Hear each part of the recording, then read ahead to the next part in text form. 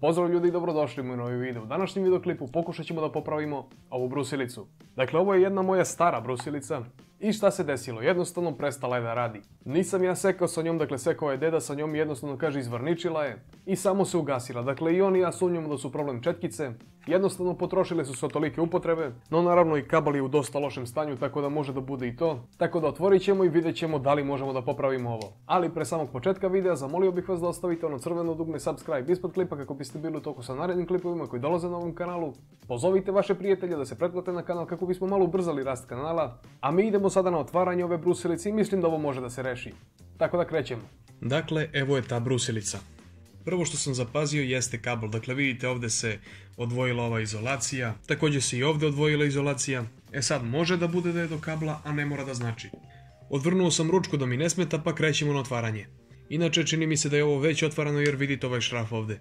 Dakle, samo tu postoje šrafovi, tako da njih moramo da odvrnemo.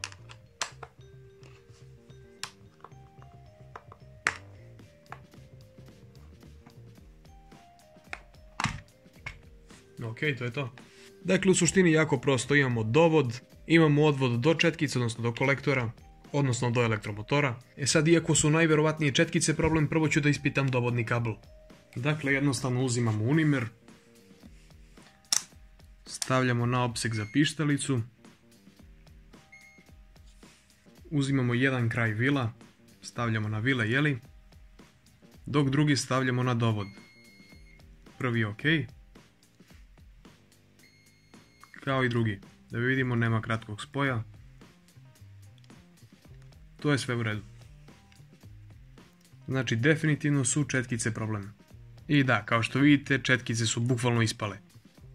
Ja bukvalno ne vjerujem, dakle, ovo se sve raspalo jednostavno. E sada, ja sam našao ovako ove dve četkice koje odgovaraju, dakle, na ovu rupu.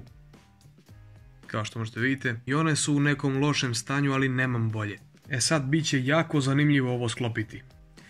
A ništa, hajde da probamo. Dakle, to treba da uđe kroz ovu rupu. To. Isto to i s ovom drugom. Sada bi trebalo ovo nekako da spojim. A ništa drugo mi ne preostaje. Morat ću ovo da zalemim nekako na ove četkice. Pitanje je da li će to posle da uđe. Dakle, ovo će da dođe ovako. Ovdje malo napred, ovo dok se sabije, a bit će to ok. Da vidimo ono što nisam proverio do sada, da li ovo prolazi ovuda uopšte. Pa da, ono je bukvalno ko stvoreno. Vidite ovo.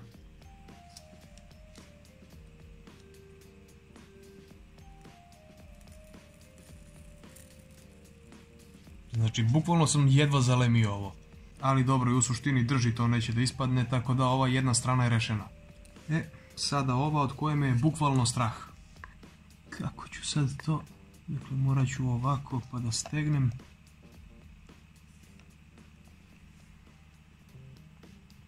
Već vidim komentare, pasta se nanosi odvijačem, ali što da radim? Ajde da probamo ovdje da ga pecnemo.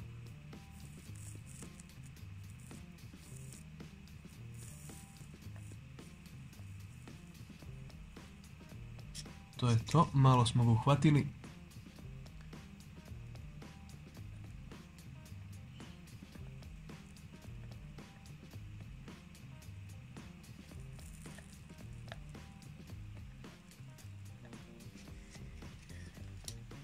Jedna strana je rešena. Sad izvinjavam se, vi ste to katastrofa vidjeli, ali šta da radim. Čak sam morao da stavim na ovu neku tubicu od kreme neke.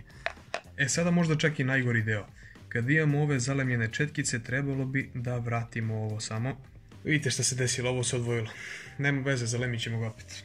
Ajde da vidimo ovu drugu, da li će da upadne. Pošto ovo je bukvalno isprofilisano samo da upadne bez ikakvih lemova. Ali šta da radim, morao sam da zalemim. Dobro, ovo je malo bolje upada. Držat ću i samu četkicu da to... evo ga. To je upalo. Znači četkicu posle kad stavimo ovamo, to ne bi trebalo da pravi probleme. Evo ga, to je već to. Dakle, tu ima kontakt sa četkice. Jednu smo uspešno namestili. Vidite šta je problem, što sam ja zapravo stopicu zalemio.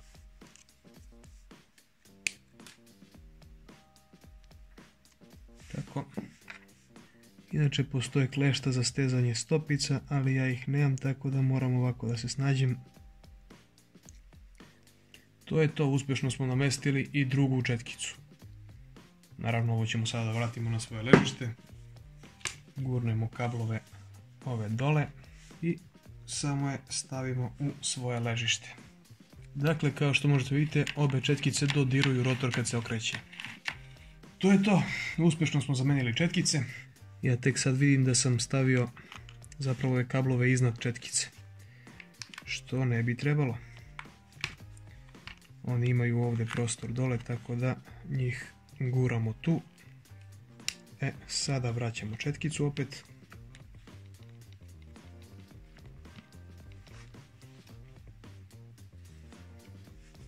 Da provjerimo da li opet dodiruju rotor. Naravno da dodiruju. Ja sve vrijeme govorim rotor, ovo je kolektor zapravo, odnosno komutator ili kako god. U suštini četkice dodiruju kolektor, tako da možemo da vratimo ovu plastiku.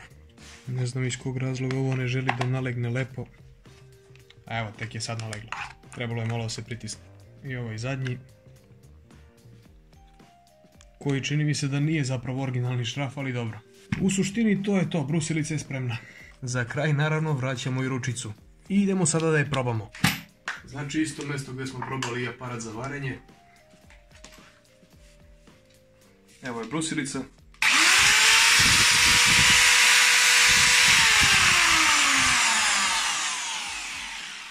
To je to, radi normalno. Tako da eto, u suštini vidjeli ste kako sam popravio ovu brusilicu. Jednostavno četkice su se toliko istrošili da su se bukvalno raspale, ali dobro, uz malo strpljenja i malo lemljenja može sve da se popravi. Sad, da li je isplativo ovo da se radi? U suštini jeste samo zamjena četkica, jeli? Ili ukoliko želite da se igrate, jer ovakvi alati zaista može jeftino da se nađu sada. Tako da to je to što se tiče ove epizode, se nadam da ste vi uživali. Ako jeste, obavezno ostavite ono crveno dugme subscribe ispod klipa, kako biste bili u toku sa narednim klipovima koji dolaze na ovom kanalu. Preporučite kanal prijateljima, a mi se vidimo u sljedećem videu. Pozdrav!